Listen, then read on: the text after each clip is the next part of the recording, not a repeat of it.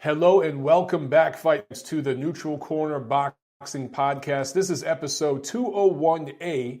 I am your host, Michael Montero, and we got a lot to discuss this week. We got some news and notes, some big announcements that happened over the weekend, right before the end of the year. Some good stuff, man. Eddie Hearn promised us a good, big announcement, and he hit us with one that we did not see coming. So we'll talk about that in just a second. And of course, we saw Terence Crawford look human, but pull out a dominant victory that some are taking liberties with, you know who, online and having fun with that, making it out like he got exposed just because he got clipped with a good shot. A statement from Teofimo Lopez, and I think a statement from Vergil Ortiz. We'll talk about all that in a second. But first, I want to remind you guys, the best thing you could do is share this video. So I have a friend who, he doesn't work high up in Google, but he works with people who work high up in Google, okay, if that makes any sense. And I was just speaking with him over the weekend, and basically what they told me is what YouTube does, and this is through Google. Google owns YouTube, of course, is they change these algorithms. And right now they're making a big push to partner with big platforms. The NBCs, the ESPNs, CBS, Fox, so you're seeing big celebrities start to YouTube channels and big networks get on YouTube.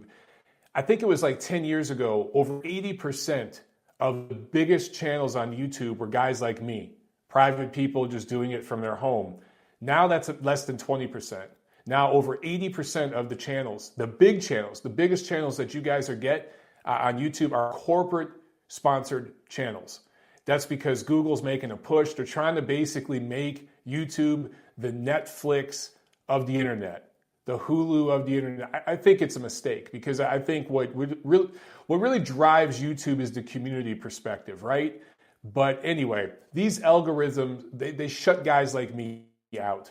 They shut little private content creators like me out in favor of the big corporate sponsored, studio sponsored YouTube channels. So best thing you guys could do to help me out, share the video itself, spread the word about the channel, post it everywhere you can, tweet it, get it into the boxing chat rooms, everything else, okay? John says, yay, capitalism. Exactly. Yeah, it is what it is, man. We already got a super chat from The Hidden. Thank you so much. That's obviously one way you can really help me out as well, guys. I'm an independent operator, an independent content creator. They're all shutting guys like me out any way they can, and you got to kind of sell out to the man to get corporate sponsors, to get studio sponsors, to kind of keep your job in line and to make serious money in this business. So I make some dollars here and there from the articles I write with Ring Magazine and Ring TV and all that. Some of the radio spots I do, I get a little bit of dollars here, there. But the way you can really help me out is the Super Chat pledges right here.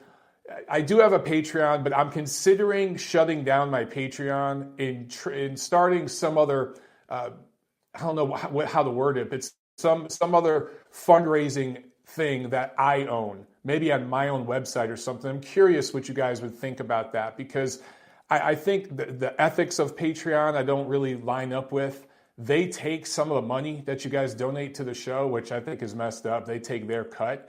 I think that, I don't know, I'm considering maybe trying to find a different way to raise capital for the show and keep everything running, because this shit ain't cheap.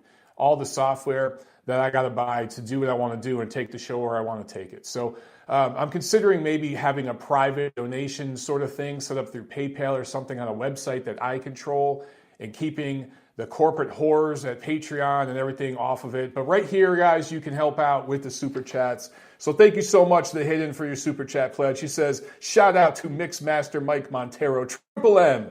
I like that. I like that a lot. Thank you. Anyway, so I'll stop talking about myself. I know I had to get a minute of plugs, or maybe a couple minutes of plugs in there, but I am curious what you guys think about that. All right, so let me know about that. But okay, let's get into some news and notes. This is TNC 201A for the week of December 21st. And guys, I think that next week, I'm probably not going to do a show. It's Christmas week. I'm going to have family in town, but on top of that, I'm also working. I got to finish up an article for Ring Magazine. Actually, I got to get one done tomorrow morning, And then I got to get to work on 2 for the next issue, one on Evander Holyfield and one on Gervonta Davis.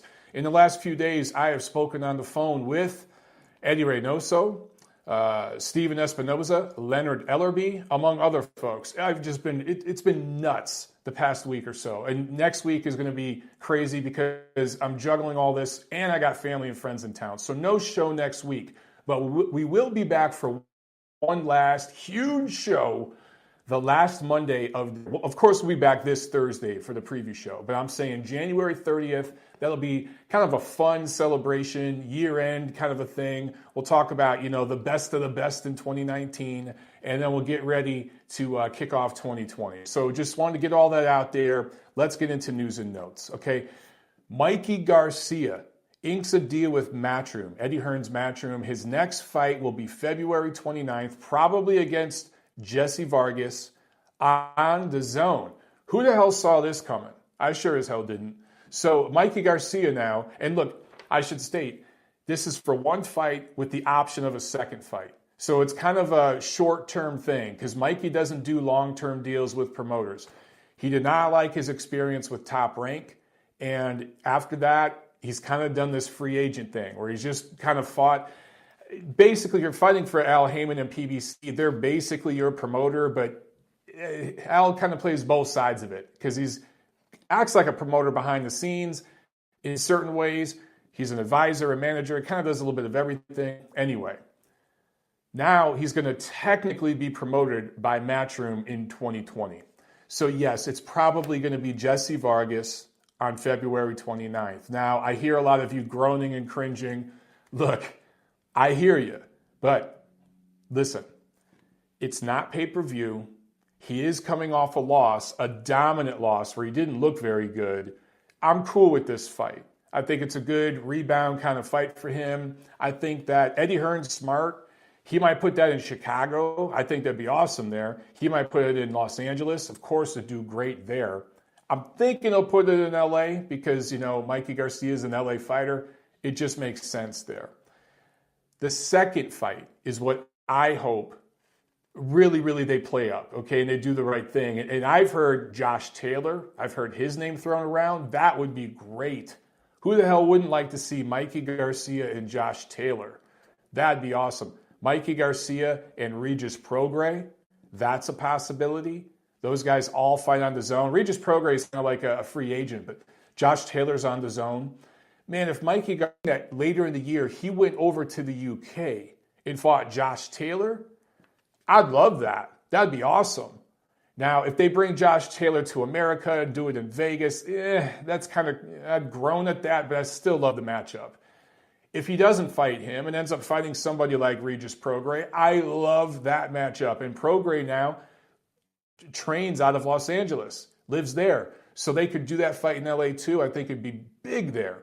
So there's big possibilities with Mikey Garcia. I think he's going to actually have a really good 2020. I really do. Win, lose, or draw, he's going to be in fights, or at least that second fight, that we're going to give a damn about his opponent. We really are. And it's going to be seen as a very close matchup. All right, so I'm looking forward to that. That's a big announcement. I really do think that's a big announcement. And I got to say this. There's these loyalties among boxing fans, and there's these cults, okay? And I hate this shit. I really do. And even with credentialed media, you see this because people, again, they get tied to their corporate masters that pay their checks, and so they got to play the role. And you hear a lot about, Uncle Al's playing chess, all these other guys playing checkers. You hear people saying, DAZN's going to run out of money. They got no subscribers. Well, Mikey Garcia disagrees with all that because he just went and signed a little deal with DAZN. So look, people they're going all over the place, all right? PBC's doing some great stuff right now. I don't like the pay-per-views, but I do like what they're doing with some of their fighters in the marketing. And I do think that some of their guys are really becoming popular stars. Deontay Wilder, now look, he's not a crossover superstar, but he is becoming a brand. Gervonta Davis, technically is Mayweather Promotions, but man, he's really becoming a star. He's selling tickets here in Atlanta. They're going to do at least 10,000 here, I'm telling you. So, and he's with Heyman, right? Because Mayweather Promotions is kind of an offshoot of PBC, basically. So I like some of the things that they're doing, but DAZN's doing amazing stuff too. Top Rank's doing some great stuff. We'll talk about that a little bit later in the show. So all these guys are doing good stuff. As long as they work together, we'll be all right. If they keep doing this Cold War bullshit and they don't work together, it's not going to end well. Also in big news, I thought this was interesting, man. Tyson Fury leaves trainer Ben Davidson. And it wasn't like this nasty breakup. It was amicable. They're cool. In fact, I think Ben posted on social, I don't know if it was Twitter or Instagram, whatever, but he said, we're still cool. Tyson's going his way, I'm going mine. So it's amicable. But Tyson Fury leaves him and gets with SugarHill Steward, Manny Stewart's nephew of Kronk Gym fame, right? So then, of course, there's all sorts of talk about this all over the internet. Fury technically has been at Kronk before, and people are saying, oh, he's going back to his Kronk roots. Okay, back up a second. When he was like 21, he checked out the Kronk Gym. He worked out there for a little while. I don't think he's ever trained in the Kronk system or anything like that. He went there years ago when he was very young. He did work a little bit with Manny Stewart. That's when he first met SugarHill, that Manny's nephew, and the crew. I think he met Jonathan Banks. He met all those guys. So he's familiar with them and everything else.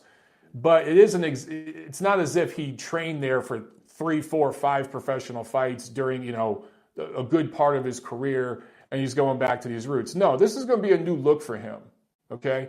Now, I think if he was going to do this, I think if he would have did it after the Wilder fight, after the first Wilder fight, I think that would have been a move because generally speaking, it takes 2 or 3 fights with a new trainer to really get your flow going, to really be in the groove and where you can kind of understand each other and finish each other's sentences and all that kind of shit, right? You make eye contact, you know what each other's saying without even speaking, that sort of thing.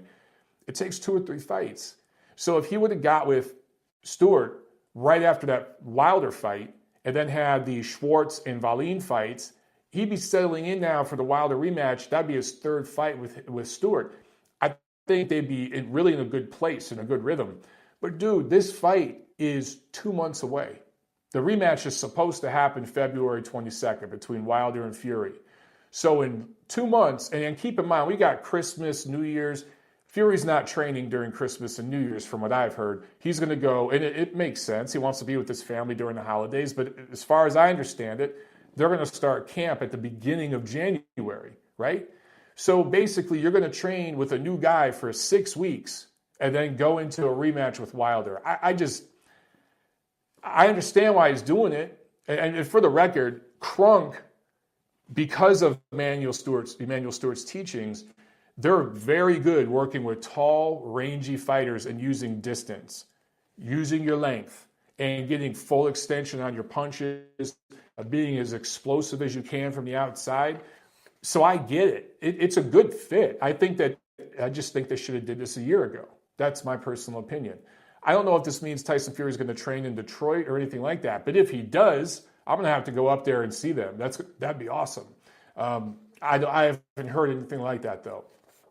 However, again, I got to say, man, it takes a few fights to get used to a new trainer. So I just don't know, man. You're doing this 2 months before a rematch with Wilder. And also, I don't know if staying on the outside is the best thing for Fury. I actually think he did better against Wilder in mid-range and even in close quarters because Fury's a much better fighter at mid-range and on the inside than Wilder is. I mean, he's a much better fighter than Wilder technically in every category.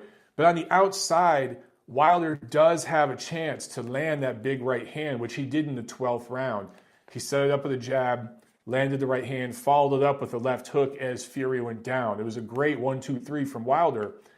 He could do that if Tyson's on the outside. I actually think that he'd be better served staying in that mid-range where Deontay can't get full extension on that right hand and where he can counter. He can catch and shoot. He can make Deontay miss and then counter. He did that beautifully in that first fight. So anyway, we'll talk way more about that, of course, as that fight draws near. Let's get into the review.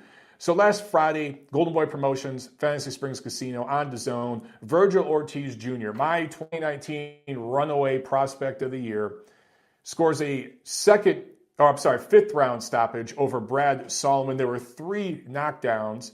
He improves to 15-0 with 15 knockouts. So he's got a 100% knockout ratio, only 21 years old. Now, he didn't make weight on the first attempt, which I was a little disappointed in, but he made it on the second attempt. He's okay. I don't know. I mean, maybe there were just things were not calibrated 100% correctly, but there shouldn't be issues for him making 147. He just moved up. But make no mistake, this kid, it would not surprise me if he settles in as a middleweight. I'm serious. He's definitely going to be at 54 within the next few years, and then at some point, he'll probably make the eventual jump to 160. He's that big. He's a big, strong welterweight. Brad Solomon, never been stopped. However, these are all the good things about Ortiz, right? Hold on, let me read Gail's comment here. Gail, who was there, said that Ortiz Jr. said he weighed in fine on his home scale. It was no big deal.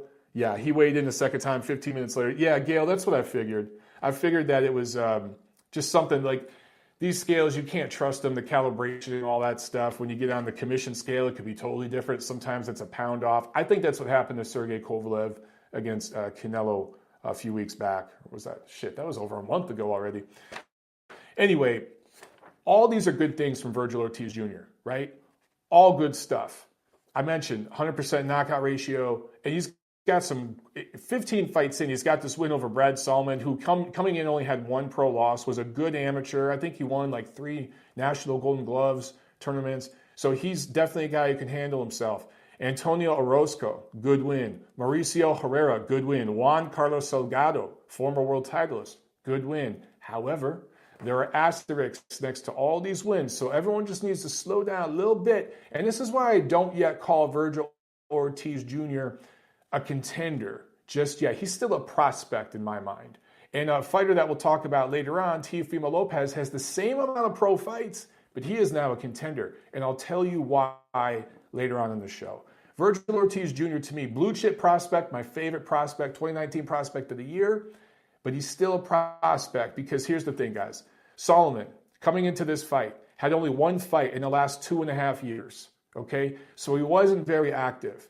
He was coming into this fight basically the same way Matvey Korobov was coming into his fight with Charlo last year, Jamal Charlo, right? 1 fight in like 2.5 years. So not very active. And for a guy like Solomon, who depends on his defensive ability and his movement, that's a lot of ring rust, bro. So that definitely affected him. Also, Solomon's a light punching welterweight. He has a 30% knockout ratio as a professional fighter. So he's light hitting. So Ortiz wasn't facing much resistance as far as the punches he was taking back at him. You go back to Antonio Orozco. Good win, but he's a natural 140. Now, some of you are going to say Ortiz started at 140. Yes, he started at 140 as like a 19 and 20-year-old, okay? Orozco's a grown-ass man at 140. So there's a difference there. That means Ortiz is naturally bigger, stronger. And Orozco, good fighter. He lost to Jose Carlos Ramirez at 140 before moving up. So again, I'm not trying to shit on Ortiz at all. I'm really high in the kid. I'm just telling you guys, Golden Boy Promotions is doing their job. I'm just saying he's yet to face a prime, strong, hard-punching welterweight. He'll get there, but we need to slow down. Great doing it. But Mauricio Herrera, a natural 140, a 21% knockout ratio.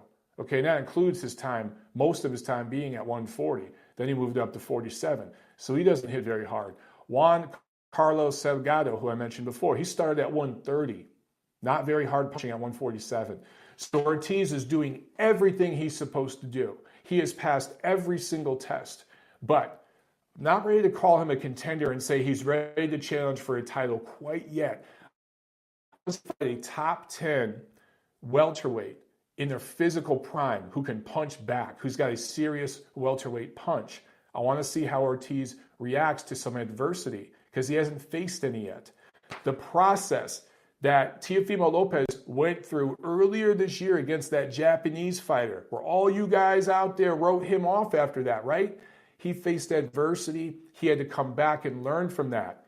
Vergil Ortiz Jr. needs to go through that process before we could call him a contender. But right now, sky's the limit, man. Crazy potential with this kid. I love him. What's not to love about Vergil Ortiz Jr.? Okay, Saturday, December 14th.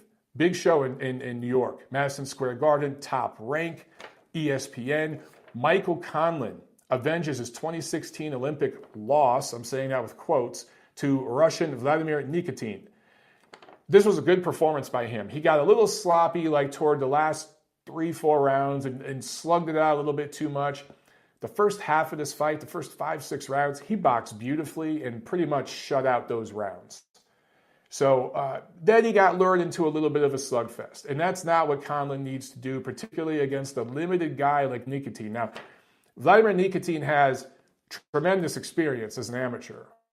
Only 3 pro fights coming into this, but hundreds of fights as an amateur. He knows how to handle himself in a boxing ring. But he kind of does one thing, one speed, one angle. You know, again, if we make a baseball reference, like I do all the time, he does the same pitch over and over. But it's a good enough pitch. Let's say it's a fastball. He's got such a damn good fastball, he was able to win huge Olympic tournaments from it, go to huge amateur tournaments, go to the Olympics. You know, he's been able to carve out a great career for himself with that one pitch. But a boxer like Conlan sees that one pitch coming and makes adjustments. And so I thought he won 7-8 rounds of this fight. Some people did not like the scorecards. They felt they were too wide. I didn't. I scored this fight. I think it was a 10-rounder. So I had it like 98-92. I could see 97-93. That's it. Conlan clearly won this fight. Good performance. I'm still not. Conlan's another guy. I mean, he's not as far along as Vergil Ortiz Jr. He's still a prospect, still developing. At some point, he says he wants to compete for a world title at the end of next year. Maybe he'll get there, but he can't get lulled into these brawls like this. He's got to just box. He's going to be one of those guys that has to box every minute of every round of every fight. That's what he needs to do. Okay, let's talk about Teofimo Lopez, man. Improves to 15-0, 12 knockouts with a TKO 2 win over Richard Commey, who had never been stopped before. He had been buzzed, he had been hurt, but not stopped. Wins the IBF lightweight title, and more importantly, the Vasily Lomachenko sweepstakes. So they are probably going to fight in April. Lomachenko was there at the Garden. He was ringside. They interviewed him right there, and he said basically, welcome to my club. Because now you have title. Welcome to my club. I'll see you in April, my friend. So he's ready now to do that fight. And we're going to see that in April. It's going to completely unify the lightweight division. I love it. I think that is an outstanding fight. And now, look, a year ago, I didn't like the fight. I thought it was way too premature. Goodfellas says that impression was terrible. Yeah, it was. But sue me. I'm just having fun. A year ago, Lopez was way too inexperienced, but what he went through this year, specifically with Nakatani, I think that's the fighter's name, Nakatani. Oh, Billy Falco's on here. What's up, Billy? He says same punch that hurt Commey in the Easter fight is the same punch he got caught with and knocked him down against Lopez. Yes, the difference is Lopez's shot was way harder and faster and twitchier than Robert Easter's. You saw the difference in result. But yeah, I'll talk about that in a second, Billy. But yeah, so now that Teofimo Lopez has gone through that process, having a tough 12-round fight with the Japanese guy, learning that he has to take every opponent seriously, that he was getting a little too carried away in camp with all the trash talk and needed to bite down and get serious again. Look how great he looked against Commey. Looked outstanding. So now, look, we got the big 3 prospects coming up over the last year or so have been Lopez, Ortiz, and then, of course, Devin Haney. When I rank all 3 of them right now in terms of their resumes, I put Lopez number 1, clearly. He's got a world title, but I don't read too much into the world titles. It's who he beat to get there and the processes he's had to go through. He's had to go through a little bit of turmoil to get there, right? He was humbled a little bit. Even in the dominant win, he won that fight clearly against Nakatani, but it's how he looked vulnerable in it, right? And he took a lot of criticism. And he kind of had to back up and pump the brakes a little bit and get serious. Devin Haney hasn't gone through that process yet. Neither has Vergil Ortiz. So I rank Lopez number 1 out of that 3, then Ortiz, and then I actually rate Haney 3rd. Haney has the worst resume as far as who he's fought. He just hasn't fought the names yet. Not even guys that are past their best or moving up in weight like Vergil Ortiz has. So Haney needs to step up the opposition in 2020, especially he's got a title now. So anyway, Lopez. Now that Jaron Ennis, I hear one of you guys asking, Jaron Ennis, I think 2020 is going to be his year to step up. I'm sorry, I didn't see who asked about Jaron Ennis, but I like him a lot. I'm really high on him as a prospect. He's got to step up the opposition as well. I think 2020 is going to be his year where he's really going to start to get attention. But I put him behind Lopez, the big 3 right now. And let's see, Joshua Caldo in the chat is mentioning Gervonta Davis and ranking him with these guys. I put Gervonta Davis in, he's a contender now. And I'm not even talking about titles and all that. I just mean he's not a prospect anymore. So I think Gervonta Davis has kind of graduated from that realm. And he's above all these guys right now. Although, Lopez is nipping at his heels. But of the prospects right now in those lower weight divisions, guys who have been a pro for just a few years, it's Lopez, number 1, then Ortiz, then Haney, then who am I forget? Shakur Stevenson. I put him after Haney. So these guys, they're stepping up, and we've got a bright future over the next 5 years. It's going to be good, man. Boxing's in a good place in these lower weight classes. And then we got some guys coming up like Daniel Dubois at the heavyweight division that I think are going to make it good up there too. But let's talk about the actual fight. Commey's a good fighter, okay? Good fighter. But again, if we nitpick, and I'm nitpicking right now, but if we nitpick that resume and have some perspective, his best win, Richard Commey's best win, is an old Ray Beltran. That's his best win. Now, you can argue that he beat Easter. You can argue that he beat Shafikov. Those were close fights. For my money, I was cool with those decisions. I was fine with Shafikov and Easter getting the nod. But Commey, again, good fighter, huge defensive liabilities, drops the left hand, as Billy Falco in the chat was talking about a few minutes ago against Easter. He lowered that left hand and got clipped with a good right hand that buckled his legs, and he was badly hurt against Easter, right? Same thing here against Lopez. Lopez is just so much more explosive and fast and powerful than Robert Easter. He's just a level above him. So getting caught with that shot against a guy like Lopez, you're going to go down, which he did, and he could not recover. So as happy as I am for Teofimo Lopez, who proved all the doubters wrong with this performance, and as excited as I am now because he's proven himself and he's worthy of the Lomachenko fight, as excited as I am for that fight, and I do think it's going to be extremely competitive. I really, really do. And Lopez absolutely has a chance. There's such a leap from Richard Commey to Vasily Lomachenko. Such a leap. Now, Lomachenko is not naturally as big as Commey, and in fact, Teofimo Lopez is the naturally bigger, stronger guy compared to Lomachenko. I know they're both fighting at 135 right now, guys, but again, I go back to the age. Lomachenko is a grown-ass man who's a featherweight fighting as a lightweight right now in his 30s. But within a year, by the end of next year, Teofimo Lopez will be at 140. So, we got a super chat pledge from Joel O. Thank you so much. He says, Merry Christmas. Any truth to what Aram said about Errol Spence being much worse than was reported? Have you heard any inside rumors or news? Thank you again, Joel. I really appreciate it. And as far as Errol Spence goes, I've heard rumors. I'm telling you right now. I've heard some really bad stuff. I've heard some really good stuff. But I can't say any of it with confidence publicly because it's nothing more than rumors. I think, look, Grandpa Bob is a promoter. And like any other promoter, he talks a lot of shit and says all sorts of bombastic things. I think he was saying the other day that Kubrat Pulev is going to mess Anthony Joshua up. I don't see that happening. Also saying that Wilder Fury 2 is going to do 2 million pay-per-view buys. That's insane. I don't even know if it cracks 1 million. So he says all kinds of crazy shit.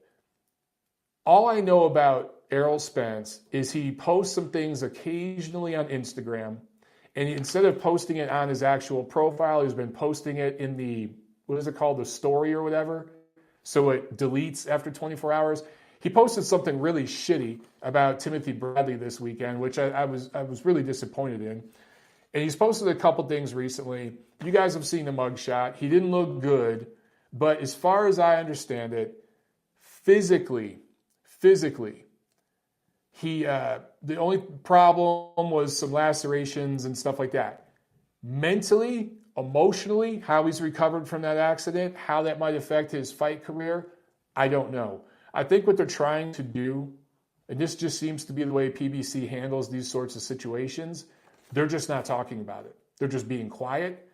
They've asked him, as far as I understand it, not to come to fights. He wasn't at, was it the Charlo fight recently? And Charlo's his bro. He's kind of staying out of the public eye. And they're just, I think, kind of hoping that the news about the accident, the drunk driving and all this stuff kind of just fades away. Because we live in a 24-hour news cycle on social media. And people will find other stories to jump on and more tabloid fodder to jump on. So by the next time Errol Spence fights, of course those questions will come up, but it won't be as crazy as it is now, right? So I think he's physically going to be okay. And I think he's going to fight next year. But it's going to be late in the year. I think Spence will fight twice next year, but it's not going to be against top-level opposition. I just can't see that. I think he's going to come back and have a really soft type of fight, maybe in the early summer, and then a step-up kind of opponent in the fall. Maybe as mandatory or something like that, if there's a situation like that. But I just can't see him taking on a guy like, they were talking about him. Look, I think a big part of this deal with Mikey Garcia going over to the DAZN is because of what happened with Errol Spence. You know, because Mikey Garcia already fought him, but they were going to try to do Mikey Garcia versus Manny Pacquiao, and then they were going to have Danny Garcia fight Errol Spence, and then they were going to have the winners of those two fights fight at the end of the year. And so basically, they were going to have Errol Spence and Manny Pacquiao fight at the end of 2020. That shit's blown up. It's not happening.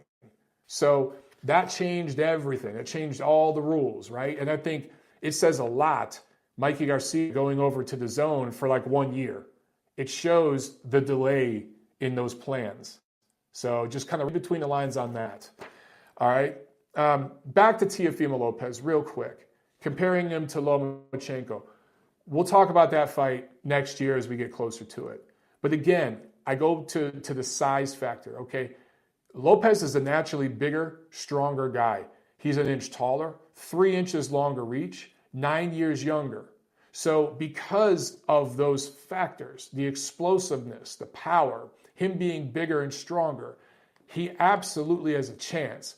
But man, you're taking a quantum leap from Richard Commey to Lomachenko. Even this Lomachenko who might be slowing down, hitting the tail end of his prime. I think we're going to start to see that over the next year or two, the tail end of Lomachenko's prime. But I still favor Lomachenko by decision in that fight. And guess what? It's going to teach Teofimo Lopez so much and make him a bigger brand. And what's he going to do after that loss? Say, oh man, I can't make 35 no more. I was killing myself to make weight. He'll move up to 140 and he'll be ready to challenge against any of those guys immediately. Who wouldn't love to see Teofimo Lopez against any of the guys at 140? Remember, everyone, Top Rank also promotes Jose Carlos Ramirez, who is at what? 140 pounds, okay? There's also Regis Prograis, Josh Taylor. There's a lot of fighters at 140 for Teofimo Lopez. So I think that's the way that's going to play out. We got another super chat pledge from Adam Guarno. Thank you so much, Adam. He says, big fan, Mike, my go-to boxing mind, first live video. Well, thank you very much for supporting the show, and thank you for being here live. That means a lot to me, Adam. You know what? My best friend growing up in Detroit, his name was Adam Arnone, and he ended up dying when I was very, very young. Into how or why, because I don't want to break down right here on this show, but that was the name of my best friend growing up, man. So you got a good name, my friend. Okay, main event. Terence Crawford TKO 9 win over the Mean Machine, Egidijus Kavliauskas. Crawford is now 4-0 with 4 stoppages at 147 pounds, albeit not against elite level opposition, but he's doing what he's supposed to do with these dudes. He's 36-0 with 27 knockouts now. So here's the thing about this fight. Here's the thing. Mean Machine, very competitive.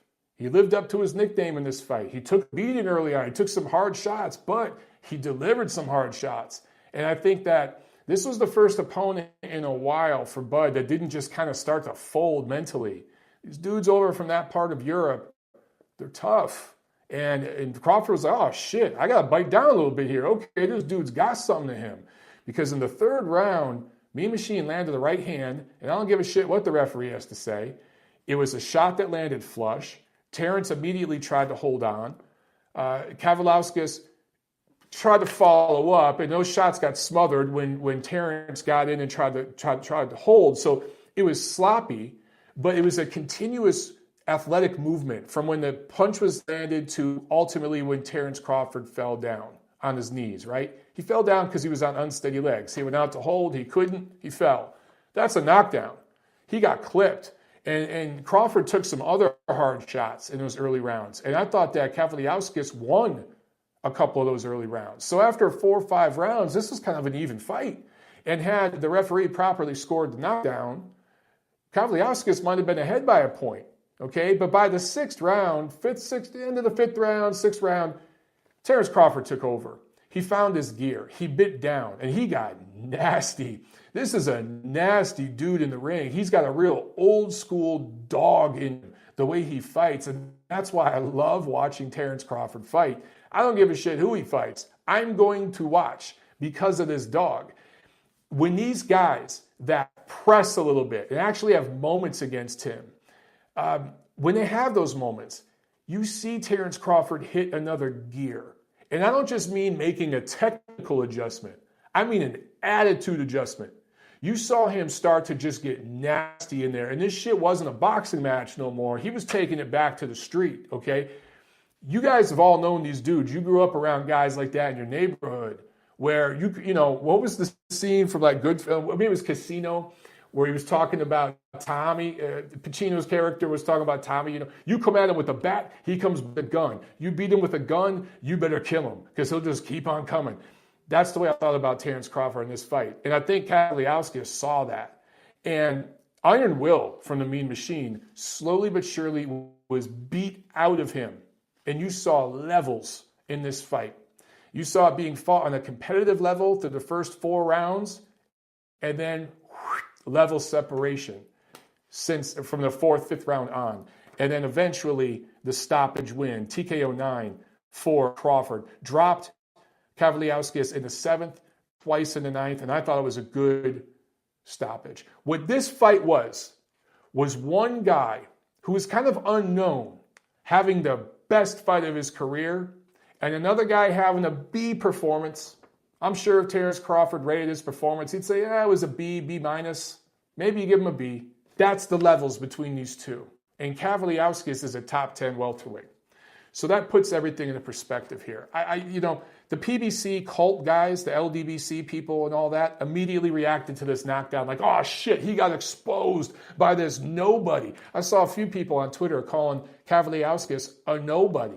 Now look, I'm not saying the dude's an all-time great. I'm not saying he's going to make the Hall of Fame one day. He's not. But he ain't nobody. He made not 1, but 2 Olympics. You're not a chump if you go to 2 Olympics. Okay, so Egidijus Kavliauskas, I like saying that name because I think I'm getting it right. I'm saying it pretty good. Seriously, guys, he's a solid professional fighter. And now, because of this fight, guys will see some of the levels that he has and be able to properly prepare for him going forward. He was kind of unknown, and you kind of didn't know what you were getting with him because he's had unsteady performances. He's kind of fought to the level of his opposition coming up as a prospect. He looked outstanding early on, but then he kind of slagged off a little bit. He didn't look as good. He kind of plateaued a little bit. But then in this fight, he showed his full potential. You know what I'm saying? And to show all that, and then for Crawford to do what he did, I was impressed. I walked away being impressed because the fight was more competitive than I thought, and it had better two-way action than I thought, and it had drama. It had everything. People that are talking about this knockdown as if it somehow exposed Terence Crawford. Who gives a shit if he was knocked down? Did you see who won the fight? Did you see how he won the fight? These guys, their hero is Floyd Mayweather, right? That's when most of them started watching boxing. When Floyd became, not Pretty Boy Floyd, when he became Money May. That's when they started watching boxing, a lot of these guys. Floyd Mayweather himself got dropped by Zab Judah. He got badly hurt by faded, older versions of Shane Mosley and Manny Pacquiao. He got wobbled by Chop Chop Corley. He got wobbled by Jose Luis Castillo in their first fight. So if your boy Floyd, your Messiah, who has the O, right, undefeated, never lost, if he got hurt and wobbled and even dropped all those times, and he's still your God, why is it such a big deal if Terence Crawford got dropped and came back and didn't hug him and hold on for the rest of the round? Go back and watch when Floyd got hurt by Shane Mosley and watch how he fought the rest of that fight. Watch the first 5-6 rounds of his fight with Pacquiao and watch which direction he fought in, okay? That's not what Terence Crawford did here. He got hurt, he got hit, it embarrassed him a little bit, and he came back and tapped that ass. So everyone needs to chill out, man. It's boxing. You're going to get hit, and that includes sometimes getting knocked down or even getting knocked out. That's what happens. It's okay. You're human. Errol Spence is another example. Errol Spence never been knocked out or anything like that. I'm not suggesting that. But he was behind against Kell Brook before he came back and stopped Kell Brook. He was behind or maybe even with Sean Porter, depending on how you scored some of those swing rounds, deep into their fight, right? Until his power came on. So for people bashing the shit out of Terence Crawford because he lost a couple rounds and got dropped, Errol Spence has lost plenty of rounds and came back and won fights strong too. So like, you can't praise one guy and diss the other for doing a similar thing. You know what I'm saying? Anyway, Tim Bradley's rant at the end of this. I thought it was epic. I tweeted about this. Basically, Tim Bradley called out the PBC welterweights and said something to the effect, I'm paraphrasing, but he said, you're all cowards because you won't fight Terence Crawford. Now, I did not like the use of the word coward. Dude, they're not cowards. This is more on their management than them. Does anyone not believe Sean Porter would fight Terence Crawford tomorrow? Sean Porter will fight anybody. So I don't think Sean Porter and some of these other guys are cowards. I think a better term might be businessmen. I think people like Mikey Garcia, Danny Garcia, they're businessmen, but they sure as hell ain't cowards. So I didn't like that term used by Bradley. But I do like him calling out the messaging. I'm struggling to find the words. Over at the PBC broadcast right now, because, guys, they're pretending that Terence Crawford doesn't even exist. They're not saying his name. Now, you've heard me bash the shit out of ESPN because of their hypocrisy with Tyson Fury and the whole lineal thing and conveniently forgetting about him taking drugs and all this. So I'm going to keep it real on both sides of the fence here, okay? And I understand that Tim Bradley works for ESPN. Thus, he's a quasi-promoter for Terence Crawford, and Terence Crawford's his good friend. They go back. That's why they never fought. They never wanted to fight each other because they're friends. So I get all that. I get that. Trust me. I understand. I'm not saying I agree with all of Tim Bradley's rhetoric, but I like that he went on this rant because it's getting people talking about the right thing. Why aren't these damn fights happening? And if it took Tim Bradley being a dick, quote unquote, I'm using quotes here, to get people talking, and he has to shoulder the brunt of the criticism and all that, and he has to play that asshole role to get people talking, to get the fights made, so be it. Sometimes you got to be that dick. I was the dick that ranted on Adelaide Byrd to Bob Bennett after that Canelo Golovkin fight, the first one, right? Now, we've seen Adelaide Byrd work plenty of fights since, but she hasn't scored a big major fight like that since, right? Correct me if I'm wrong. She has not scored a major main event like that since. So, and I was an asshole that night. I grabbed the microphone and ranted like an idiot. And, I could have chosen my words better. I wish that I said some things differently. But I had to be a dick that night because no one else is going to say it. So I can kind of relate to Timothy Bradley here in a little way. I mean, a much smaller way than him, obviously, because I'm nobody and he's a former world champion. But I'm just saying, sometimes you got to be that jerk off that just says it because no one else is going to say it. So I like what he did. I don't like all of his wording, but I like what he did. And again, I understand there's hypocrisy there. So if it gets us the fights, cool. Now, Bob Arum has said that he wants to make a fight between Terence Crawford and Sean Porter next year. For what it's worth, I like that fight. If Sean Porter comes over to ESPN or something and they do a one-off, or even if Terence Crawford has to go over there, whatever, that'd be awesome. I really like that matchup. Now, I don't consider Sean Porter an elite level, pound-for-pound kind of fighter, but he's a solid, proven welterweight. And I think it would really show levels if Crawford fought him. And for what it's worth, I think Crawford would beat Sean Porter in more decisive fashion than Errol Spence did. And I think he might not score a knockdown. He could, but he might not score a knockdown like Spence did. But I think in terms of rounds, he would beat him more decisively. It would look closer to the Brook fight because I thought Brook decisively beat Sean Porter. He'd beat him more decisively than Spence did, and certainly more decisively than Thurman did. So I think that would show levels. I really hope that fight happens next year. All right, guys, let's look at the chat. We'll look at a few questions here. Then we're going to wrap it up because I got to get my article done and get that over to Doug for the next issue of The Ring magazine. I'm actually writing an article on our choice for 2019 Trainer of the Year. Wink, wink, nudge, nudge. You guys can figure out who that is. If you were listening at the very beginning of the show, you could do the math. Okay. Gail Falkenthal says, Adelaide Bird judged November 30th Arnold Barboza Jr. bout and the Guido Viello bout. Both KOs. Yes.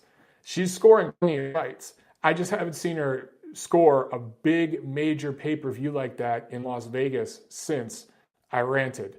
I'm not saying it's because I ranted. I'm saying I'm part of why, maybe, because I was the dick that everyone needed that night, but nobody else wanted to be.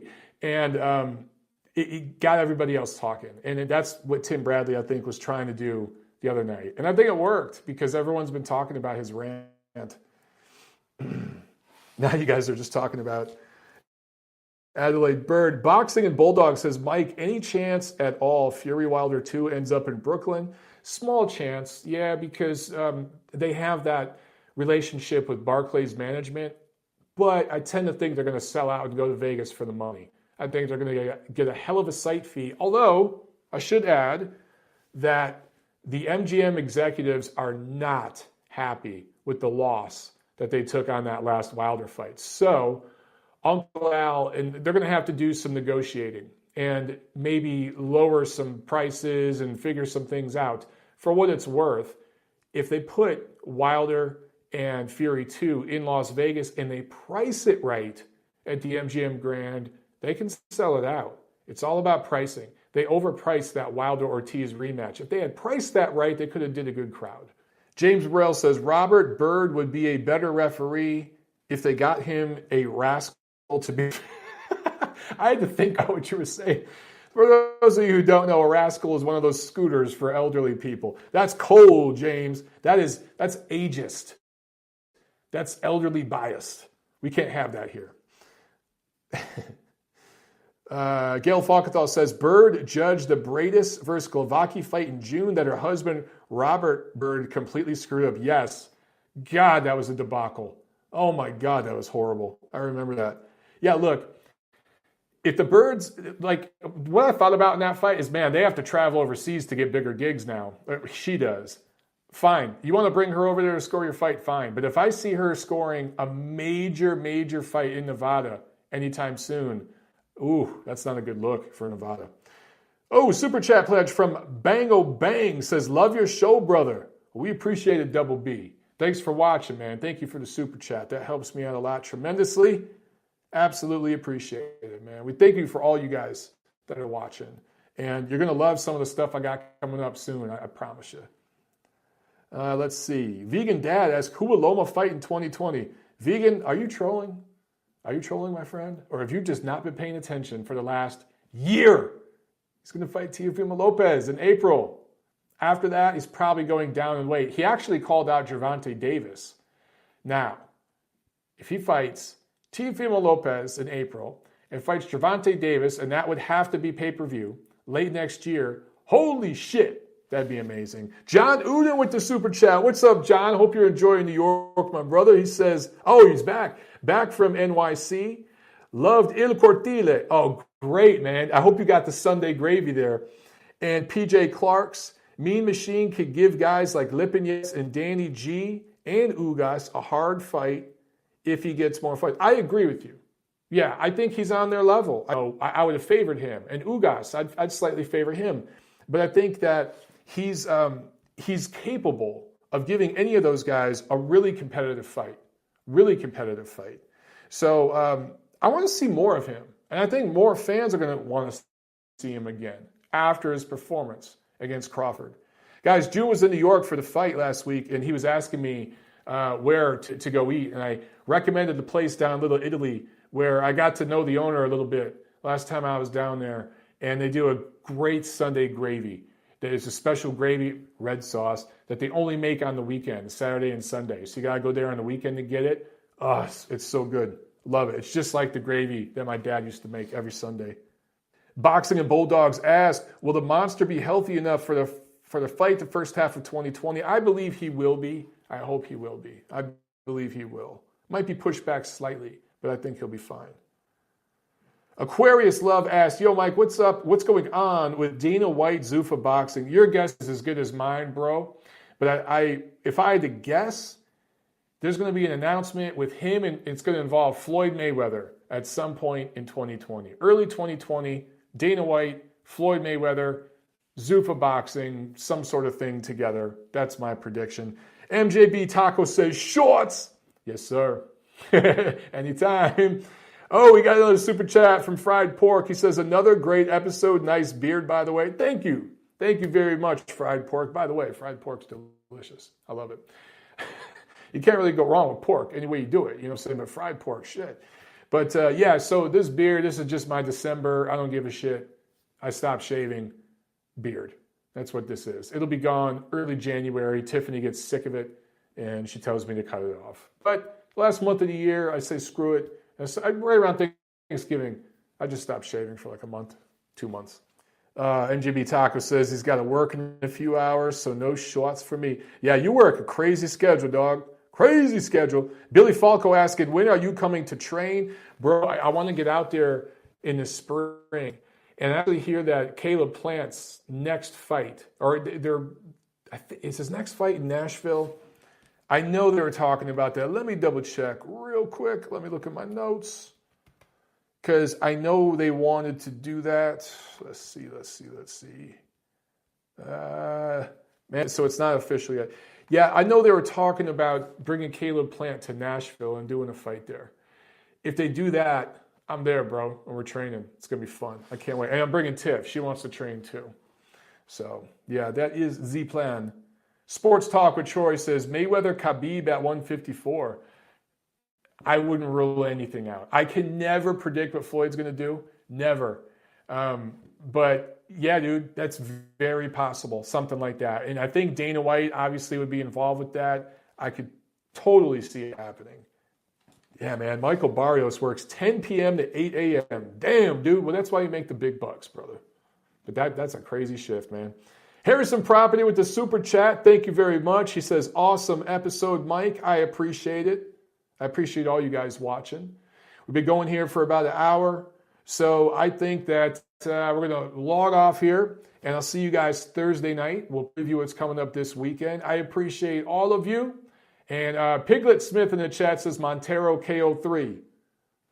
I like that note. We're going to end on that note, guys. All right. Have a good night, guys. I'll see you at the fights.